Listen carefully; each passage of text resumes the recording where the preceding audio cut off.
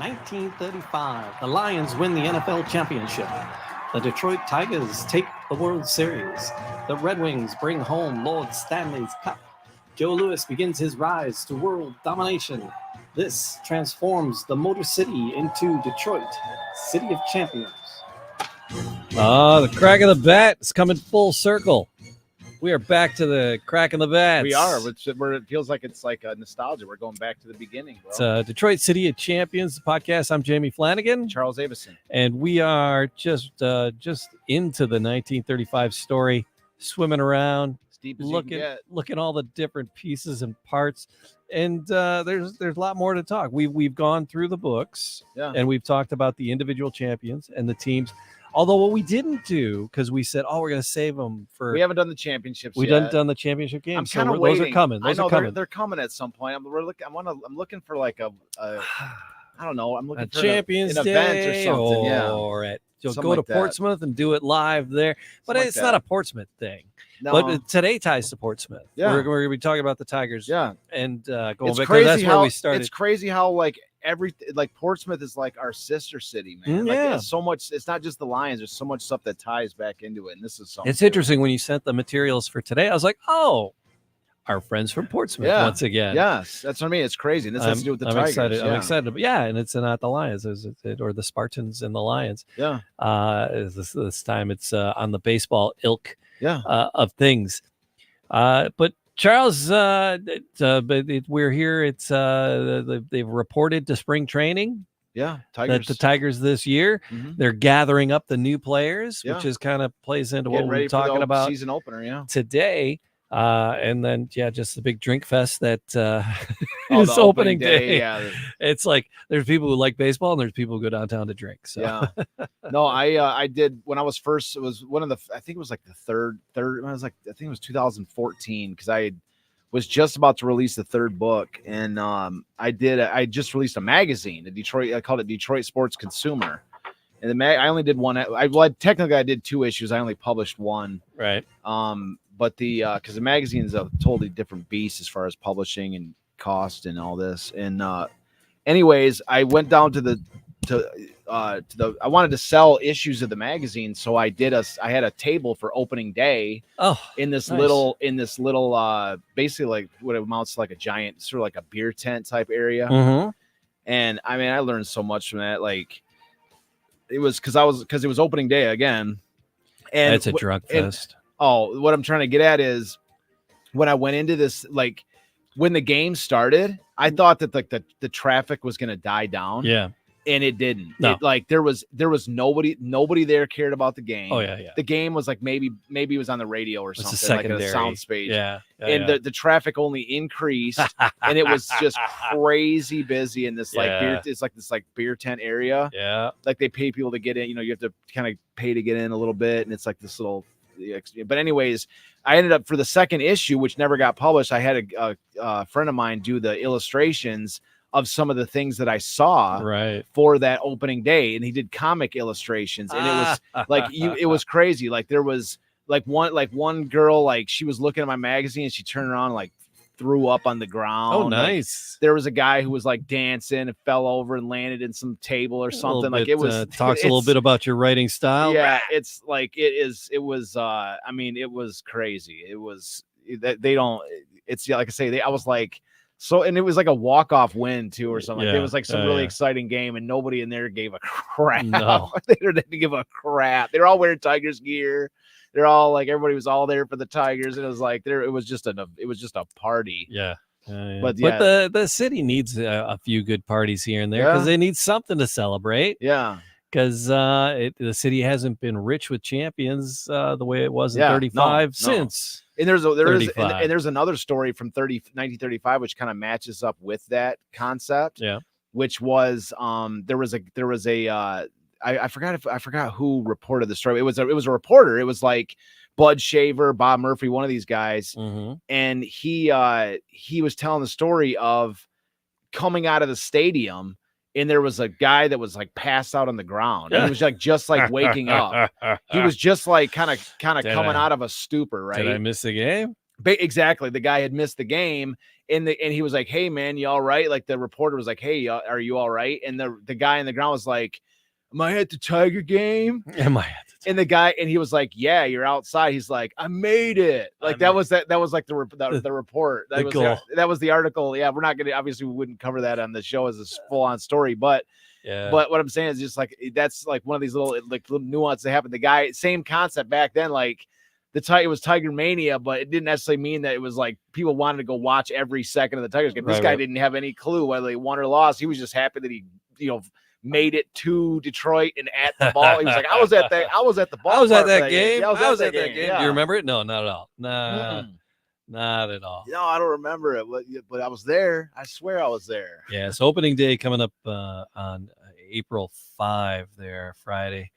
I'll probably go down. I'm really? Yeah, probably. I'm a tourist. Yeah, that touristy. It gets nuts. I'm a tourist. Yeah, why not? Do it. I'm into it. And then just about 2 weeks after that, it's going to be Champions Day. Coming up straight away. Right around the corner. Big Champions Day thing at the Detroit Historical Museum. Are they putting some on for it? On the 20th, not on 18th Champions Day proper, but on the Saturday the 20th, because it's easier on the weekend to draw a crowd. They're going to be Mickey Redmond is going to be there, and they have like a walk of fame that celebrities put their hands in. Mickey's going to. I was there for the first one of those walk of fames. I was there when Tommy Hearns put his hands in there. That was the day that they announced that the city that Dave Bing had signed the proclamation bringing back Champions Day. That was cool. Don't call to come back. Yeah. So it's that the Mickey Redmond will be there doing that, and I'll be there sporting my City of Champions hockey jersey. Nice. I don't know. I know. We'll see what else happens. But I'm going. We'll see if anybody else is going. I don't know. Sounds like a cool event. I don't know if I might make it or not. We'll see. I said if you were in town, you'd go. Yeah, all right. We'll see. I got my own little, we got some stories behind the scenes to that one, but we'll see. Yeah. So, but my plan is there. I just, I'll be there waving the flag. Representing. You know me. If one of us is there, that's cool. As long as one of us is representing. I'll be there waving the flag.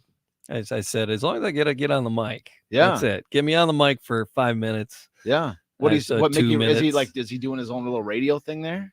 No. I thought he did a radio. There's another podcast going to happen too. Oh, is there? Yeah. So they're broadcasting him putting his hands in cement?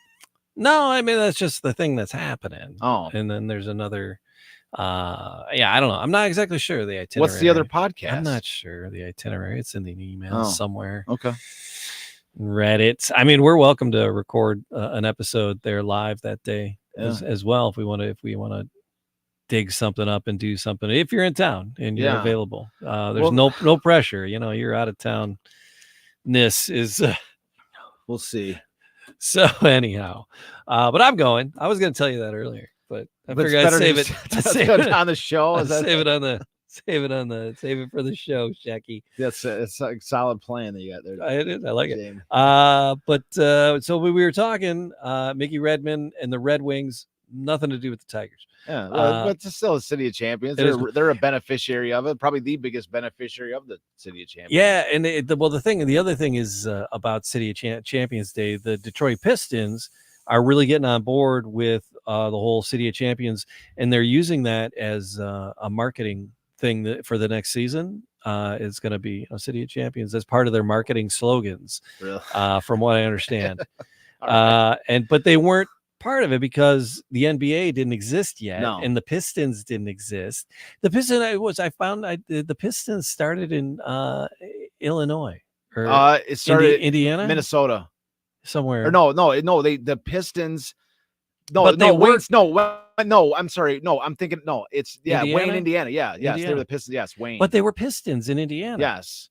And what I'm thinking of is the Detroit Diamonds, because the Detroit Diamonds were the team that were the forerunners of the Los Angeles Lakers. Right. Okay. Which is crazy to think of, but that's the case. They had you had the Diamonds, and this is then me just going off the cuff from my recollections. But right. But this is the domino for that story was that you had the Fort Wayne Pistons, right? And then you also had the NBA, of course, was in its extreme infancy, but what you had was the Detroit Diamonds, who were like one of the worst teams in NBA history. They won like one game. Yeah. And so that team, they were so kind of like our guys now. Very much like our guys now, yes.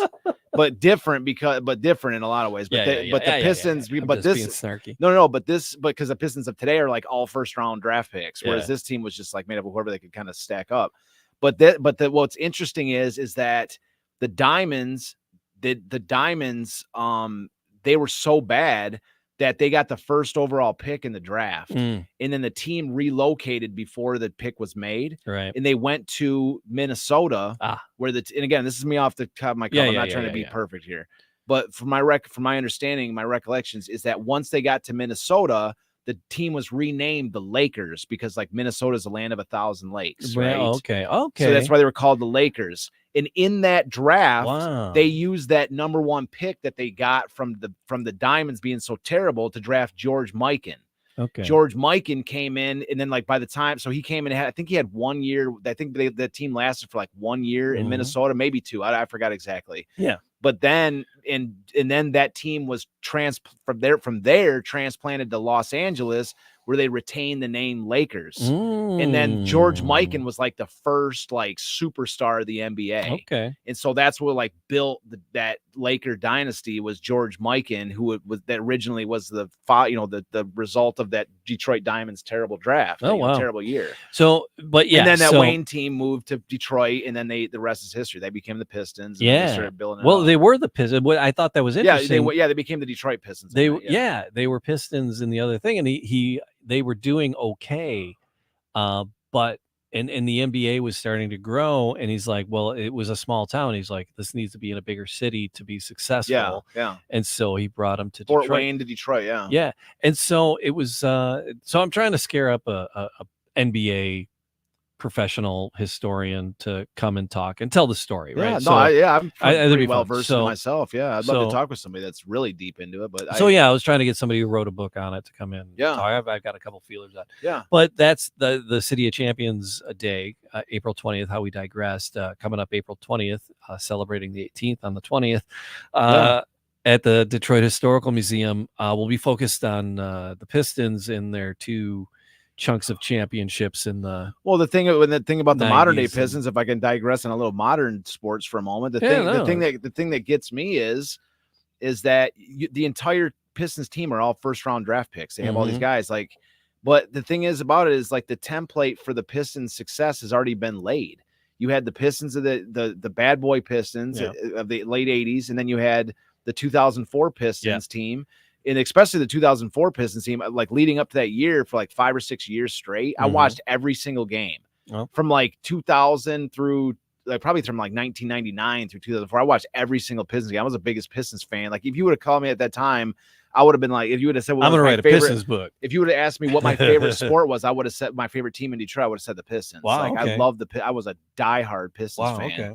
And so, and I watched the entire development of the team. Like I was watching when Grant Hill was here. I was watching when when they got Jerry Stackhouse, and when they went to the playoffs a little bit. Yeah. And then and then Grant Hill left the Pistons, and they got Ben Wallace and trade. I remember I was on Mackinac Island opening the newspaper and looking at Grant Hill's thank you. He had like paid for a full page, like thank you Detroit, I'll never forget you. And I was like, we're going to win a championship before you do. Like I was there for all that. I mean, I watched the whole thing unfold.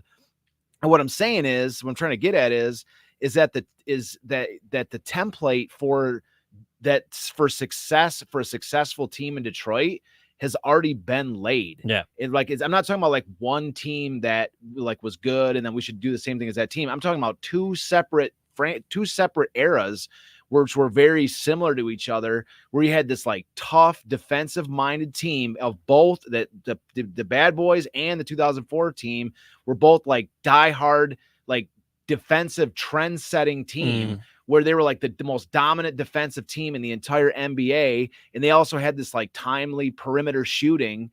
Like that literal was like almost like a carbon copy of both teams. Okay. They're both the same concept. And so then like that's what's so crazy is that that model was it worked twice in Detroit, And now they've got like a bunch of first round draft picks that they're just trying to like, oh, this guy's good, that guy's good, that's good. Let's just put them all together and see and be good.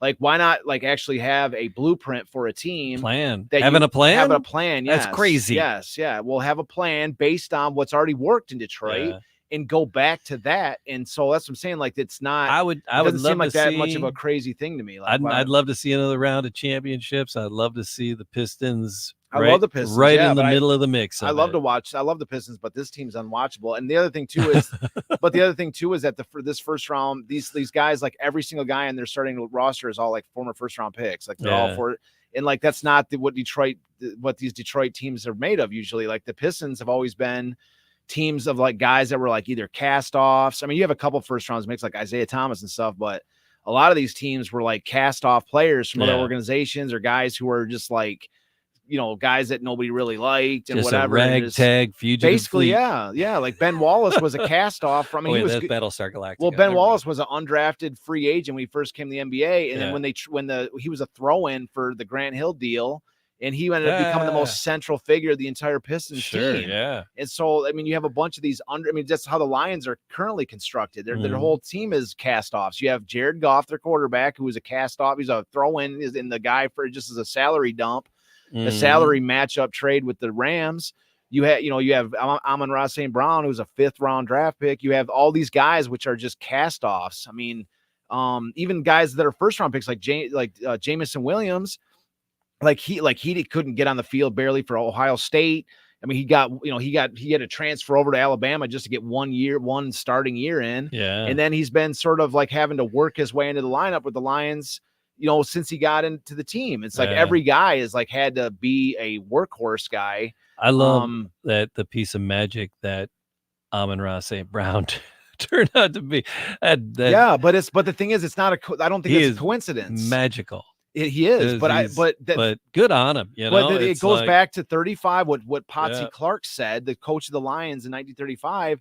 He used to say that money ruins players, and that in essence, the best players out there are guys that have something to prove. That guys that will crawl through glass to make a play. They've got something to prove. And when you have an entire team of those guys, a team of junkyard dogs, those are the Iron Men. They are exactly. Those are the tough. Those are the guys that are the worst. Nobody wants to play them because they're a bunch of guys with a chip on their shoulder. I'm curious how much of this will come up on Champions Day when we're talking Pistons down at the Detroit Historical Museum. I'm curious. You think we'll be down? I'm curious what the conversation will be down there. But if you hear this before April 20th of 2024, Detroit Historical Museum, come on down. Mickey Redmond will be there putting his hands in cement, and I'll be there cementing something. I don't know. So cementing it. Yeah, we'll see. But today we were talking Tigers, and we were talking foundational. Yes. Tigers,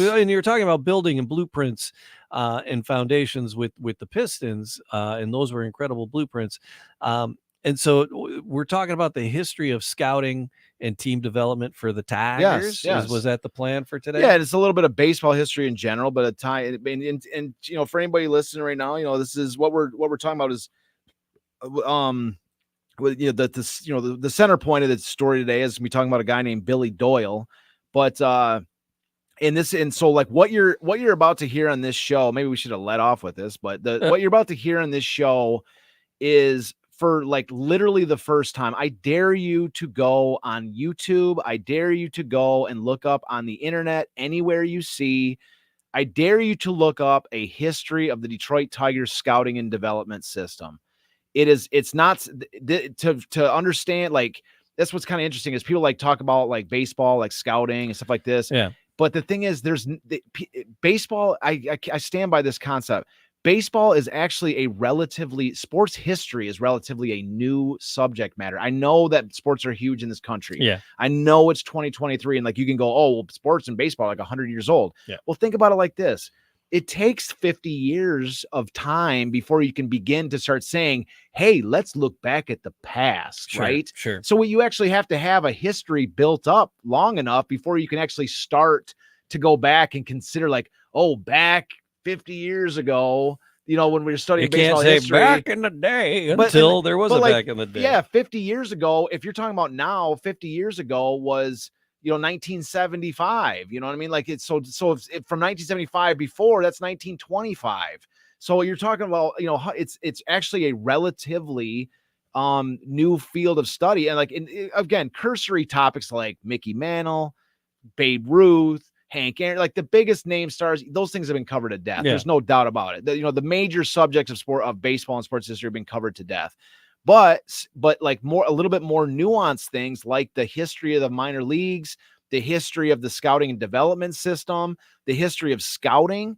These are topics that are like now is the time when these subjects are starting to be just barely scratched at the surface.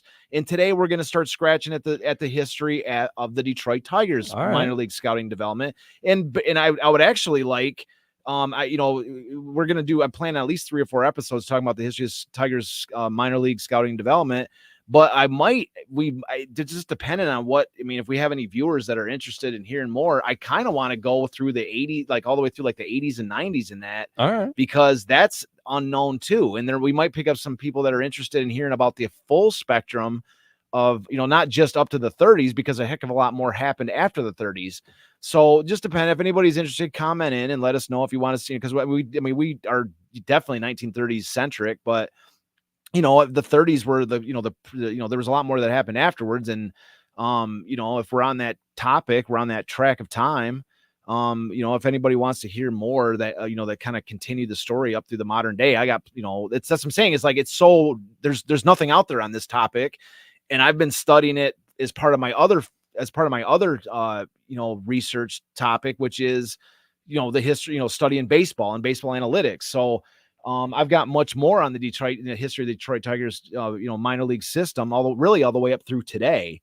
And so if anybody, if people are interested, and Jamie, if you want to talk more about it, if it's a subject that's interesting or whatever, if you want to hear more, it's actually something I'd like to talk more about. So, all right. Like I say, it does expand a little bit outside our normally topic line of the 1930s, but in essence, so we'll dive in now and see where it goes from there. So, but I'm saying it's new. I give you full permission to digress. All right, cool. But I'm saying, look, I got to give you permission. No, yeah, but at the same time, though, but you get the idea, though, is that the long and short of it is that what we're about to cover on this show, you're not going to find anywhere else. Yeah, you're not going to find anywhere else. Nobody taught. It's not a field of study that is, that people dive that deep into, because what we're talking about now is the Tiger, the Detroit Tiger franchise, the infrastructure, what made up, the foundational, the interior of what built the Detroit Tigers, leading up through 1935. And so to start at the beginning, the early baseball history, and I have this other show, the baseball revolution, where I talk about this. I talked about this on I think the last episode I did like 3 months ago, but which was a while ago, but right before Christmas. But in my opinion, the way that baseball was done in the late 1800s and early 1900s is my favorite baseball. I think that baseball this is my opinion, but I think that baseball has in many ways regressed since the late 1800s and early 1900s. That is your premise. Yes. It's been sanitized to death. It used to be this freewheeling, city versus city, team versus team. Like it was like teams, teams used to, it was like a reflection of your city's success by what level of team that you were able to field and the caliber of team and the competition you fielded. It was almost like created this, like, people use the word nationalistic, but I don't know what the word for the state version of that is, like a, statalistic or whatever. Yeah. It was like a pride in your city. Like it was a community spirit to represent like how good of a team that your city could field against other cities. And that's what like every city in America had to have a baseball team. If you didn't have a baseball team, then you were nobody. Right. But if you had it, like the better your team was, the more the more on the map of America your city was. And that's why I kind of love that era more as far as the baseball, because it wasn't as sanitized as it is now, where it's like now like team, there hasn't been a major league expansion where they've added another team. Like Major League controls everything. They control the minor leagues, they control everything. But back then there was no control. And so in the late 1800s, early 1900s, the way that players were discovered was it was just a pure capitalistic system, purely capitalistic. So you had all these cities, and they all had baseball teams. And so they're all always looking for like the next guy, you know, whatever like level they were at. So if they were like a small team, they were looking for a guy in their local that was like in high school or whatever, their local 9 guys that run the Sandlot. And they would hear about some guy that was just tearing the cover off the ball or pitching really well. And so that local team would bring that kid in, and then the kid would be like the star of their team. And then there'd be like the next city up the road who was bigger than them, who would buy that player from that team. Sure. And so the kid would start out getting paid like, you know, $5 a week or something. So or $2 farm a teams game. were literally teams playing on farms. You are exactly 100% correct. Is that where that term came from? It was exactly that concept, Jamie. And you actually had like that whole the Field of Dreams concept where you might have somebody that's just running a team off of their backyard. Who knows? Yeah. You have entire families. You have guys that were on the Tigers that came from a family of brothers. But you got a shining star in there, and they would get plucked out. And exactly, they would get plucked out by a city, the next city over that had more money to spend, and they saw that one guy was like the star of that team, and just wrecking other guys in that team, and then so on and so forth. And so they would go from like they would play one more year in this other city, and then the next city up would hear about this guy that was tearing up this other league, right? And they would like, I want that guy, and and so each time. The minor league team, they'd be making money by selling their local talent to the next level up. They would be selling them because they would have these kids under their own control, and so they would be selling to the higher level until they got to, in essence, the biggest cities in this country. And then they would just get literally sold to the next big city up was in the major leagues, was the Detroit team or whatever. Yeah. And so there was a very, very famous story about Ty Cobb, in which I think it was the Augusta team he was playing for in Georgia. And he actually wrote he submitted like a fictional report to a newspaper writer that said like, there's this Georgia kid in Augusta who's just killing the minor leagues. He was a great player, but he wanted to put himself on the map he actually wanted to raise his star faster than normal. Yeah. And so he basically, from the stories, it's like a sort of an apocryphal story. I don't know if he ever admitted to this, but basically wrote into the local reporter and said, "Oh, this kid in Georgia is unbelievable." And then so that was one of the aspects that went into the Tigers signing this kid from because that was supposedly the team he was on was kind of there was one more team he would have had to play for in order to make that next level jump up to the Tigers. There would have been one more team up that he would have been sold to, but instead the Tigers plucked him from the one league lesser because because there was a little bit of hype on him. And I think, and then the story is that the hype came from this report that he had written about himself. And so, but in any case, that was in essence, that's how these players made their way to the majors. And what's interesting is that, back then, imagine you're a team and you have one of the best shortstop of the time was a guy named Honus Wagner, right? So you have a guy, so you have one of this elite shortstop on your team named Honus Wagner. Yeah. And then a team below you says, "Oh, we've got this elite shortstop that's this great player. Do you want to buy him for 100, 10 grand or something like this, whatever it was at the time?"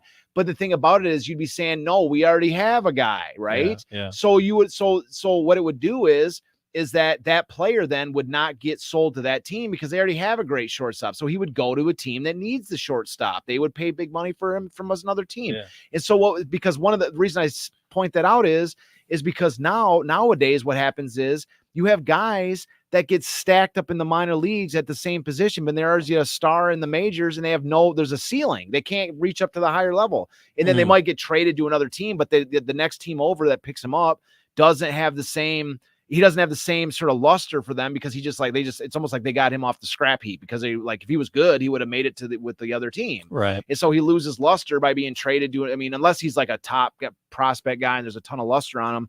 But what I'm saying is that that's why I call it a capitalistic system because it was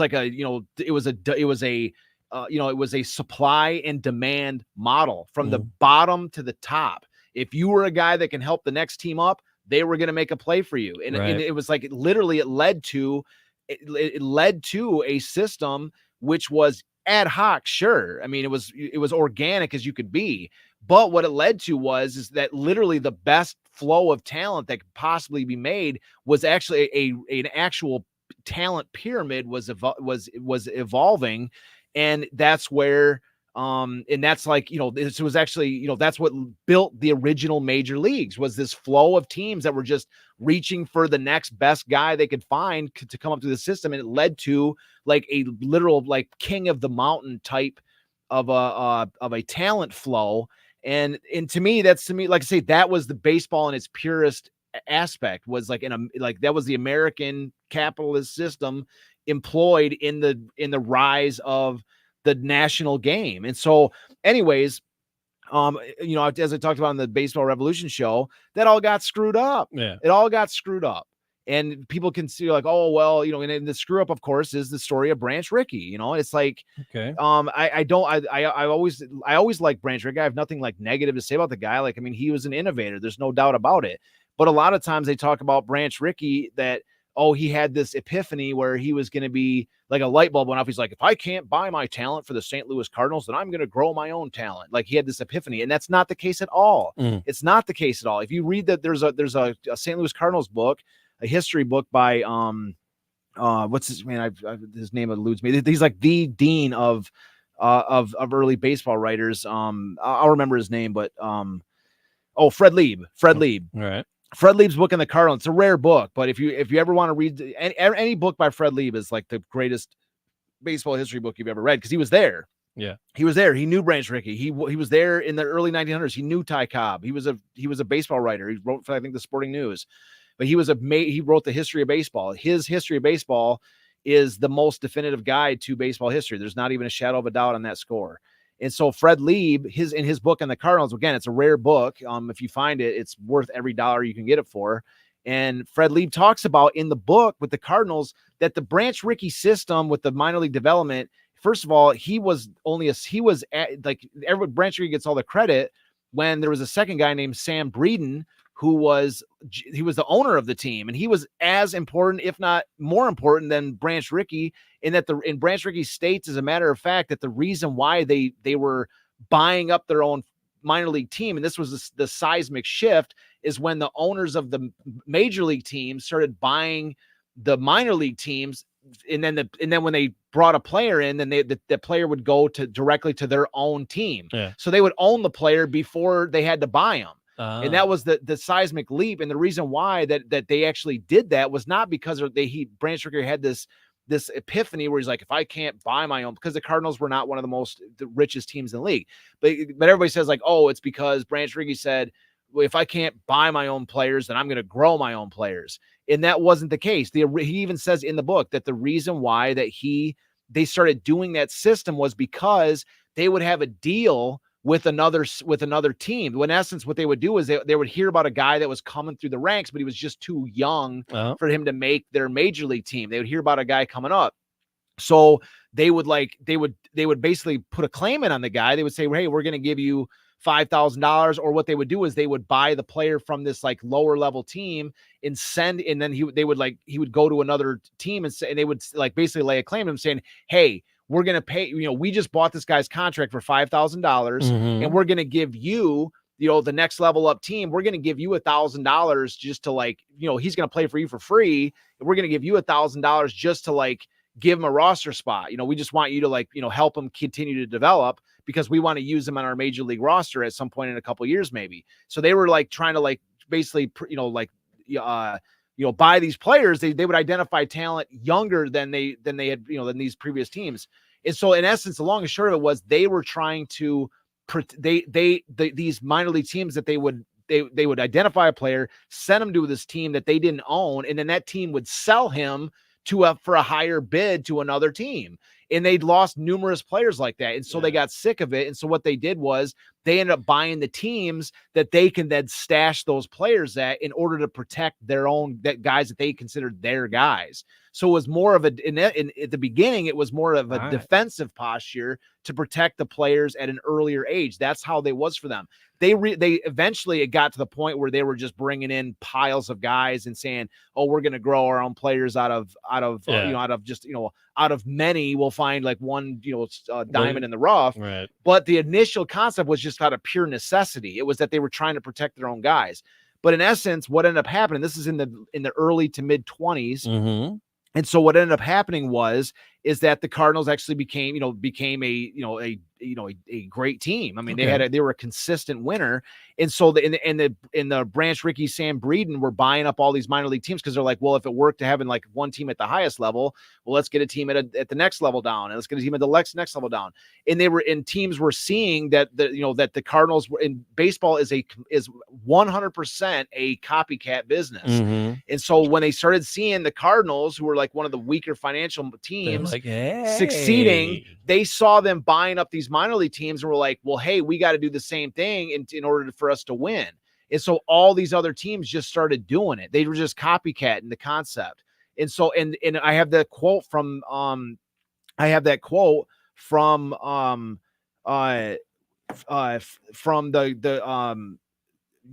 Ed Barrow from the New York Yankees, where he doesn't want to be part of that system. I wish I didn't have it here. I wish I had it here. It's on another file. I can dig it up if I want to, but I don't want to dig it up right now. I have it on. I read it on the Baseball Revolution show, but the concept was that Ed Barrow is my favorite GM of all time. He was a GM that he won a World Series with the Red Sox with Babe Ruth, and then he came to the Yankees, brought Ruth with him, and made him into an outfielder full time. And Ed Barrow was like one of the most successful GMs in history. Like the guy went to I forgot how many times he went to the World Series, but it was like, I think they won like 14 pennants or something like this. I mean, it was some insane number. It might've been like 21. I forgot off the top of my head, but Ed Barrow was one, like he was insanely successful. He had Babe Ruth with him. They won a ton of World Series, and in the early 30s, I think it was, I forgot what year, it was like 1931 or something. He says it in his book. I can read the quote if you want to get exact, but long and short of it was the Colonel Rupert for the New York Yankees went to Ed Barrow and said, "Hey, we're going to buy our own minor league team because everybody else is doing it." Yeah. And Ed Barrow was like, "What are you talking about? We're the most dominant team in all of baseball. Yeah. What do we need to get a minor league team for? What do we need to do all this for? If we don't do it now." And Colonel Rupert was saying, well, that's everybody else doing it. And he said, Ed Barrow was like, no, he actually says in his autobiography, we specifically went into Colonel Rupert's office and like made every case in the world why we should not do this.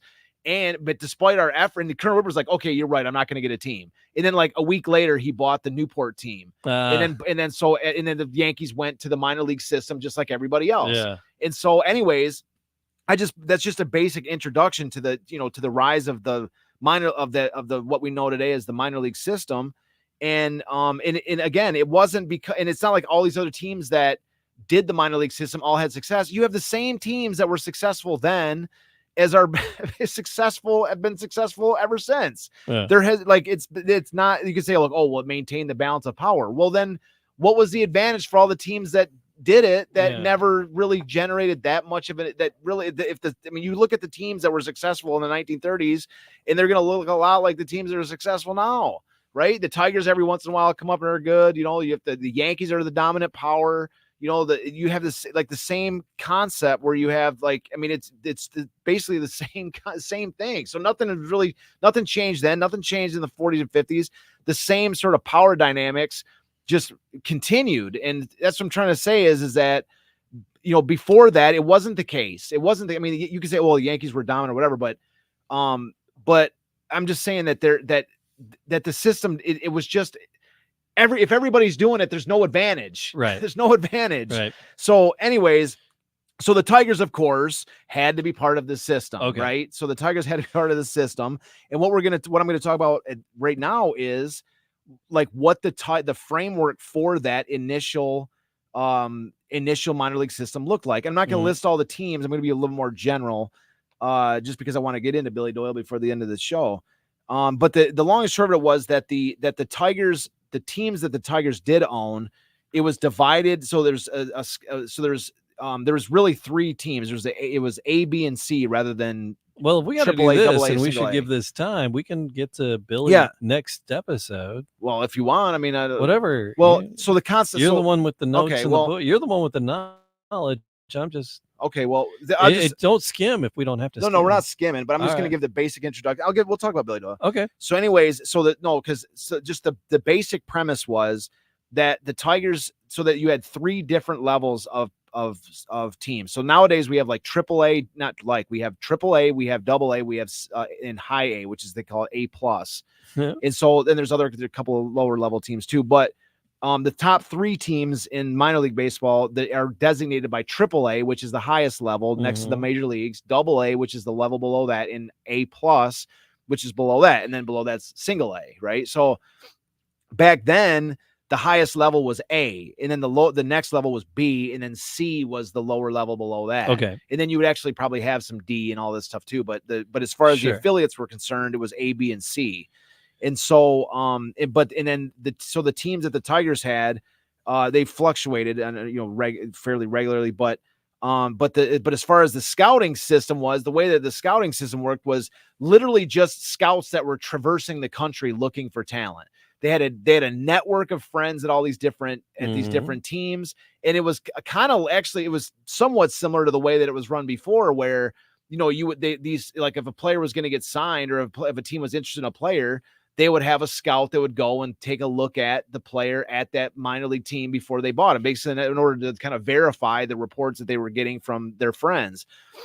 But it was this was like the nostalgia era. If anybody's ever seen League of Their Own, where the scouts like watching the girls play softball, or in gym, and so in the gym, or like watching the girls in these watching like the whatever they call, like the milk ladies or whatever he's calling them, that watching them on their softball field and actually literally scouting with a stogie in his mouth. This is that this is that folklore era of scouting where they're just traversing the country and just looking with their eyes at players and trying to sign them to their to their team. So in that regard, you couldn't have a scout that just went from New York to California. It's a waste of time and space.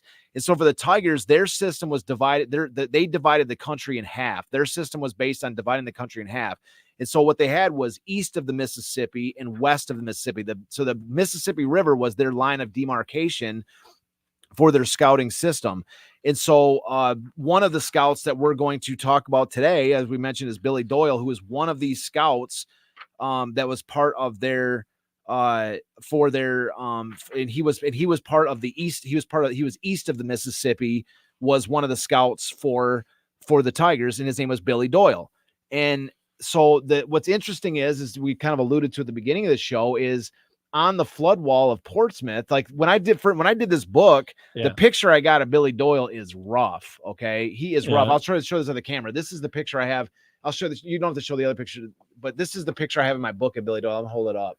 See that little ragged, like it almost looks like something off of a wanted poster from the 1800s. Sure. Yeah. Like you can't even see what he looks like. That was the only picture I had of Billy Doyle. Okay. Little did I know. I mean, I said it in the book right here. Although photos and information on Billy Doyle are exceptionally scarce. I mean, I didn't even have a picture. I didn't even know what Billy Doyle looked like. But then after I, saw the pit, like it was after I published this book, of course, I didn't even know it. But Billy Doyle is on the flood wall of Portsmouth, Ohio. There's a painting of him on the wall of and you can show this. Yeah. He's there. Yeah. He's wearing this derby. And so I was like, I saw this a few years ago and I was like, oh my God, that's the first I've ever seen a picture of Billy Doyle. Because in my book, he's a pencil drawing of something like you see on a cave drawing of a Cro-Magnon, like 2000 BC or something. But this picture here, he's got a top hat. He's on a flood wall. He's like, and the reason why is he was born in Portsmouth. Oh, okay. I didn't have that in my book either. I have his date of birth, which is November 4th, 1881. And if you look him up on Baseball Reference, there's like scant information on him. As I'm saying, like the information, I'm going to read an article about him here soon in a second. This is like the only known information about Billy Doyle, but this guy discovered a lot of guys for the Tigers, man. He discovered, I'll just go off a list of the guys. So a brief bio. He's born November 4th, 1881 in Portsmouth. And then he died in 1939. So he only lived a few years after the Tigers' first championship. And he died in Pennsylvania. And, but anyways, he played in the minor leagues. He never made it to the majors, but he played in the minors from 1903 to 1910. And then from 1910 to 1918, he was a scout for 4 different teams. So 4 different teams he scouted for during that time is the Dallas. So he's scout for the Dallas Giants. I have here the St. Louis Browns. That might be a typo. I don't know. Dallas Giants. I don't know if that was or the Dallas Giants. Maybe it was the New York. I don't know. But St. Louis Browns, 1911 to 1912. Cleveland Indians, 1913 to 15, and then Milwaukee Brewers, 1916 to 17, and Philadelphia Phillies in 1918. So from 1919 is when he found stability in his profession. So from 1919 to 1939, as of his death, he was a scout for the Tigers. And then, so his territory was in the East. And so his more specific, he was focused primarily on the southeastern seaboard and mid-Atlantic regions. And the top finds he had were a guy named George Sisler, who's a Hall of Famer, one of the best hitters in early baseball history. So he discovered George Sisler. Rick Farrell, who I also believe is a Hall of Famer. Dickie Kerr, who I believe he was a White Sox pitcher. I think I can't remember if he was one of the guys from the Black Sox scandal or not, but he discovered Tommy Bridges, who's a stud for the Tigers. Tommy Bridges, we call him Lionheart here on the show. Yeah. JoJo White, Flea Clifton, Vic Sorrell, Ray Hayworth, all these guys are in the Tigers, and another guy, John Stone. But this guy's discovering major leaguers left and right in his era. And so, he's just this, he's a main aspect, but what's crazy is that until I saw him on the Spartans flood wall, I'm like, holy cow, man. Like somebody somewhere remembered Billy Doyle and made sure to include him on this huge flood, on one of their baseball flood walls. So anyways, there's one more picture we have of Billy Doyle before we read this article on him. Okay. And this right here, I found this. This is the first time I've actually seen a photo of him. Okay. And somebody was selling this on an auction. This was somebody's like dad. This is like from their dad's personal collection or something. But this was an auction. And there's this picture. The guy in the left in the derby is Billy Doyle, and he's with Tris Speaker. Nobody knows who the kid is, but the guy with him is Tris Speaker, who was center fielder for the Red Sox, just a Hall of Famer, just a total legend from the early 1900s. A Hall of Famer, is one of the most famous major leaguers in early baseball history. But they're saying that the guy in the auction thinks that he met Tris Speaker when Billy Doyle was a scout for the Indians in 1913 to 1915. Because I think that was the year that Tris Speaker played for them. But so they must have been friends at that point because they're posing for this photo together. But that's Bill. It's written on the photo that's Billy Doyle, scout for the Cleveland team. So anyway, so that's a photo of Billy Doyle. This is for the first time, like on YouTube or whatever, on a podcast or any baseball channel ever, that there's been a picture of Billy Doyle shown. In addition to the Portsmouth flood wall. And he's, the thing is, like, the correspondent, the thing that kind of backs up that's Billy Doyle is that he's got the derby hat just like he does on the Portsmouth flood wall. Yeah. So that was like his style. That was his look. He's like, he's got the derby. Yeah. This one's a little more of a top hat derby, but it's the same concept. He looks a little skinnier in the flood wall. Flood wall picture, he does. Yeah. They kind of tuned him up a little bit. And then, but that's him. That's Billy Doyle. And so this is like so the story I'm going to read real quick is the only known information really that's like straight up about Billy Doyle. That's like that dives into him, talking about Billy Doyle and stuff. So this article is written by Bud Shaver in the Detroit Times, April 11th, 1935.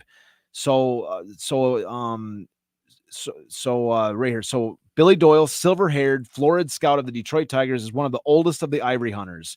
That's what they call the scout. That's what Bud Shaver. That's why we call these episodes the Ivory Hunters, because that's how that's how Bud Shaver is describing these scouts. So Billy Doyle, silver-haired, florid scout of the Detroit Tigers, one of the oldest of the Ivory Hunters. Charlie Baird of the St. Louis Cardinals is the only one who ranks him in points of service.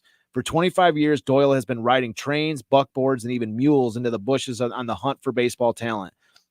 To give you some idea of how long he has been tailing bushers, he had Sad Sam Jones, veteran right-hander of the White Sox, in one of his rookie camps, and Sad Sam has been chucking baseballs in the big leagues for more than 20 years. Doyle even signed Branch Rickey, so he was the original signer of Branch Rickey when that pious gentleman was a catcher who wouldn't play on Sunday, instead become a financial genius of the biggest rookie farm system in the country, the Cardinals. So I actually have this written down right here too. Billy Doyle is the original guy that signed Branch Rickey himself. Oh, that's crazy, man. That's how big this guy is. Few rookies survive. So conditions have changed a lot from the time when Doyle first started searching for ball players as scout of the Cleveland Club. He has been with Detroit 16 years and has come up with such beauties as Tommy Bridges, Johnny Stone, and many others. Baseball scouting today is far more intricate and competitive than it was in the day when one looked over some country boy and signed him to a contract with nothing but the promise of his first pair of shoes. Yep. Hundreds of raw ivory specimens go through the mill of major league clubs nowadays. A full 4-year course is highly specialized and systematized as any training school. Only a small percentage of them emerge to wear big league uniforms, but ivory is getting scarcer and the demand even more insistent. So in 1935, they're talking like scouting is like next level up, sophistication, and this we look at the 30s as scouting as like being like primitive like this. And in their day, he's like state to the alt. He's like back in their day, like now we're in the highest levels. So that's what I'm saying. So it's all about perspective where you're at. Yeah. So Doyle with Eddie Goosetree, another Tiger Scout, we're going to get to him on another show. Eddie Goosetree, another Tiger Scout, has all the district east of the Mississippi River.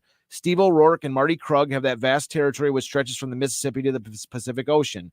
They operate in similar fashion. One man or two can't look at all the possible baseball material hidden in the dark corners of a vast continent. Each has his regiment of agents. Doyle admits that there are at least 200 on his list, keen-eyed threshers of the bushes as secretive as a government detective. So he's got like Billy Doyle himself had like 200 small fries that all looked for players for him. Then he would go and he was the main guy that would go in there and really scout them out if there was somebody worth looking into. Doyle gets some of the most interesting mail of any man in the United States. Letters from ambitious kids in every part of the country who yearn to play baseball. Mm-hmm. Doyle answers them all, receives them in his schooling camps. Unless the kid is handpicked by one of the Tiger Scouts or his agents, the kid pays his own expenses to the camp. Because the Tigers won the pennant last season, Doyle got more letters this spring than ever before, some of them from as far west as Idaho. One of Doyle's camps is in Fieldsdale, Virginia. He had 70 players there this spring. Fieldsdale is the kindergarten of the Tigers, a Class D club in the Bi-State League, the lowest class of organized baseball. To this camp come all the kids who aspire to wear the Tiger uniform, and there Doyle and his helpers decide their fate. How does he tell whether a boy is worth keeping, training, and teaching? Doyle has the answer for that, a system which, while not infallible, is both sensible and efficient. The first thing we look for is whether they can run, hit, and throw. If they can't, there isn't much monkeying use with them. The next is age, weight, and size. They've got to have youth, strength, and some size. We weed them out on that basis first. Those that stick are card indexed: name, age, weight, height, position, whether they can throw or bat right-handed or left-handed, disposition. It all goes on the records. There is a place for remarks too. So it says control most important. We not only look them over in practice, but we lecture them after practice. The boys are told how to live and how to train, what to eat and when. We start with the catchers, show them how to catch and work with pitchers. Next, we start on the pitchers. The first thing he is told is that he must have control, and he is taught how to acquire it. He is made to throw at the catcher as if he were a target. First one knee, then the other, the shoulders, the stomach. It is impressed upon each one that his only chance of being a big league pitcher is to acquire control. If the pitcher hasn't that high hard one, he is scratched off. We can teach him how to throw a curve or change of pace, but we can't give him speed. We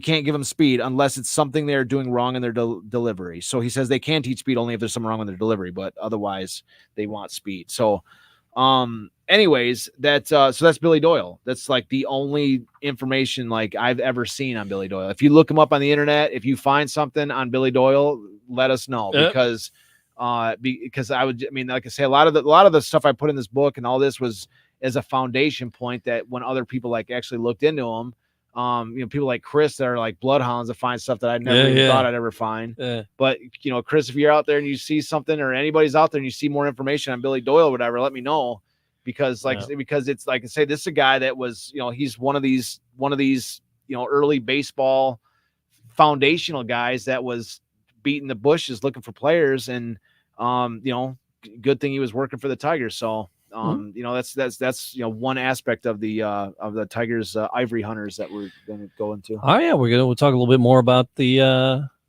scouting and more in the episodes. There's again, the story is there's so much to it, and that article there is in book number 2. Book number 2. This okay. Is the volume. So this is book number 2, but it's volume 1. The players, Joe Louis and the 1935 Detroit Tigers. All right. So good information in there. I made a joke earlier. We were talking about the Pistons and how they put together those teams, and I called them a ragtag fugitive fleet. Yeah, it's a Battlestar Galactica, and then Chris made the little graphic. Oh my God, that's awesome, Chris. That's awesome. Yeah, there you go. It's like that's awesome. That's still my favorite one is the Doctor Strange and the one. There's only one podcast talking about these things. So anyway, what that's for? Is that they made a meme about us? Yeah, there's only one. I haven't seen it. No, we played it. I showed it. I don't know. I think it's gone now. Well, thanks. There it is. I never saw it. Yeah, it is. I was too distracted talking about stuff. How many sports warrant 70? Oh plus? Man, I've never seen that. That's awesome. Yeah. Just one.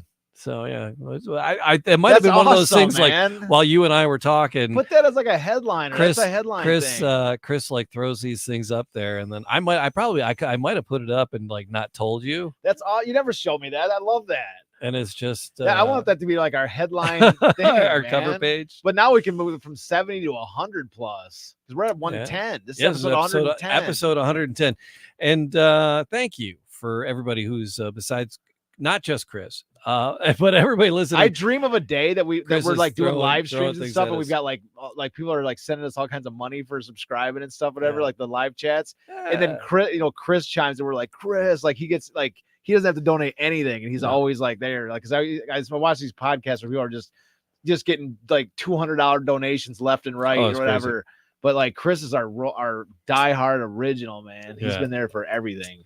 But no, everybody, Chris, and everybody who's listening and participating, thank you. Like, subscribe, leave a comment, all those podcast things and all the podcast places. Do it now, and tell a couple of friends about the amazing stories that we're trying to share. Come on, and then we'll do more. Absolutely. I think that's it. We'll do more. We'll do it again. We'll do another show at some point. All right. DetroitCityofChampions.com. You can get the books there and at all your favorite places to buy books. You can find There's like 2 places. There's a lot, but it depends on your definition of a lot. It's like 3 places. Fair enough.